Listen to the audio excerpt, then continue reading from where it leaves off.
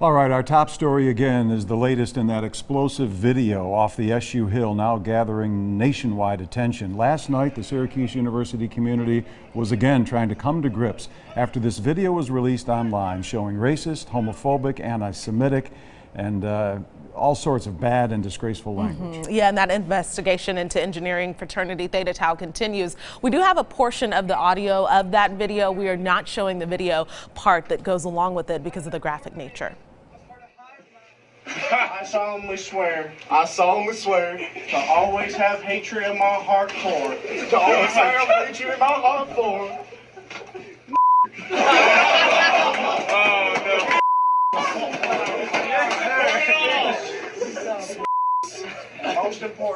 Most importantly,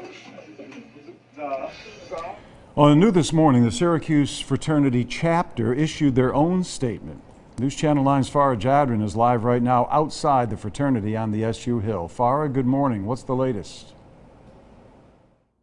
Good morning. As you said, we have heard from the national chapter, but this morning we're now just hearing from the students behind these doors. The punishment could include expulsion from the campus.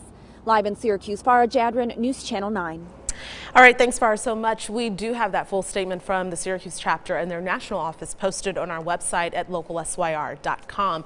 Stay right here on News Channel 9 for Good Morning America at 7 o'clock. Gio Benitez is also going to be live at SU as misconduct in Greek life comes under the national lens yet again.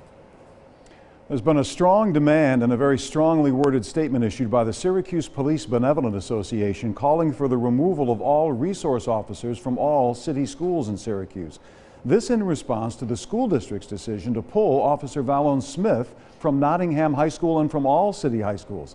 The district calls Smith's presence in any city school a distraction to the learning environment. This after his controversial arrest of a 14-year-old student at Nottingham. The boy's family claimed excessive force was used.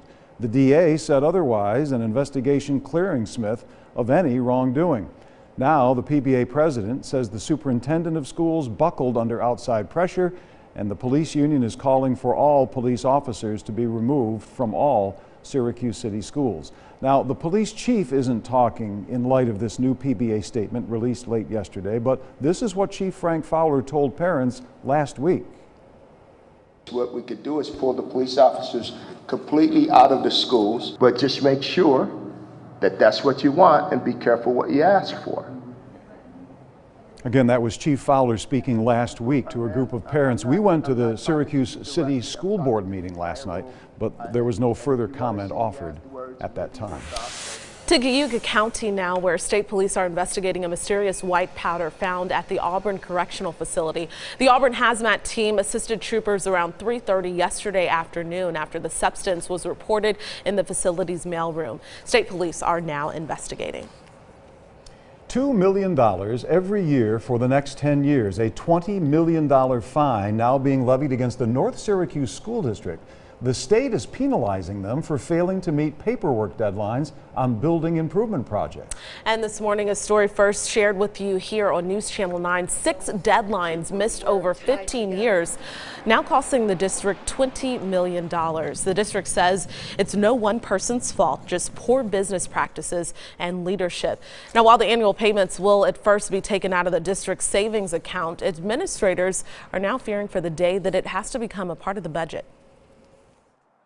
Down the road, it could have an impact on programs, on jobs, and just a devastating effect for our district and the community. And we simply don't think that that's fair. We accept the fact that mistakes were made and that a penalty should be paid, but you shouldn't get the death penalty for a speeding ticket.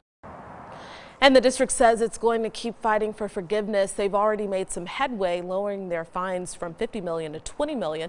They've also been in touch with state lawmakers and hope now that the community will rally behind them. A little later this morning, an opportunity for you to spring clean your tax documents and other financial records you'd like shredded. The AARP is hosting a shredding event at Destiny USA. It's free from 9 a.m. to noon, all part of a larger effort to stop identity theft and tax scams. Well, new this morning, our string of not so spring-like weather is prompting a rule change from the state's athletic association. They almost had to do this. The association's executive director tweeted out that the 7 consecutive day rule has been waived for the remainder of the 2018 spring sports season. Now, before this rule change, the state had prohibited teams from practicing or playing for more than 6 days in a row. But with so many games having to be rescheduled because of the weather, the teams simply have to get through their regular seasons before they can start the playoffs, and there's so many days left in the spring sports season. So not every team has to rework their schedule. We know lacrosse has gotten most, if not all, of their games in. But for baseball and softball, a much different story. So many games rescheduled since official play was supposed to have begun last month.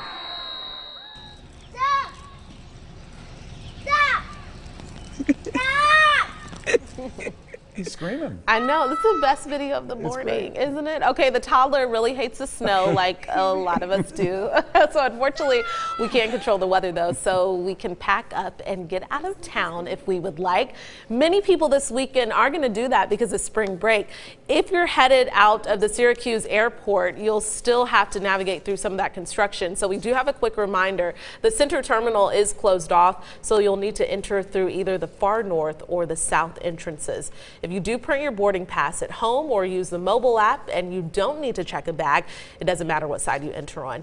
But if you're checking a bag, make sure you go to the side that your actual airline is on. If you want all of these travel tips, just visit our website, localsyr.com. They got pretty good signage up there. Just follow the signs and be early. Get there exactly. early. All right, weather or not. All right, Kate, a little better weather on the way tomorrow. Stop. Right? Yeah, stop. She's like the toddler. We're all joining Anthony and saying, stop, please. And guess what? It will. Which is good. Finally. Good. Finally stopped and snowing today. We'll look ahead to the weekend with Kate right after this break. Here's our question of the day. Jerry Seinfeld's coming back to the Landmark Theater in Syracuse. Maybe you've heard. Tickets go on sale this morning at 10. So, Seinfeld fans, which of the main characters were not in the first episode of Seinfeld? One of these 4 did not make an appearance in episode 1. George, Kramer, Jerry, or Elaine? It was the pilot episode. It aired on July 5th, 1989, and Elaine was not there. She replaced Claire the waitress. Remember Claire the waitress? She was there. The series was picked up for a first season. So in came Julia Louis-Dreyfus, right? Replacing, you know, Seinfeld, right? I mean, I do. I never. I've only seen maybe a handful. That's not next on like my binge watch list. Oh, I'm a huge fan of Jerry Seinfeld. Oh, are you going to go to the maybe. Will you buy me a ticket? I don't know. We'll see. I love Seinfeld. Look, if Kate gives me the money, then I'll buy you a ticket. Yeah, you know, by the way, since you've researched that question, they've never given a straight answer as to why Elaine, you know, there's many reasons given why Elaine replaced Claire, but so she did. All right, we're going to take a break, 6:40, still ahead, Kate's weather. We're going to recap today's top stories. Your news on the go comes up here at about 6:54. And in Cool Schools at 6:50, students crunching some numbers and getting serious about their finances. We'll head to the Syracuse City School District after the break. I'm Rick Reagan. In Money in Your Pocket Minute, we'll take a look at the odds of girls getting athletic scholarships to college. You're watching the Morning News with Dan Cummings, Jennifer Sanders, and Storm Team meteorologist Kate Thornton with Central New York's most accurate forecast. News Channel 9, the local station.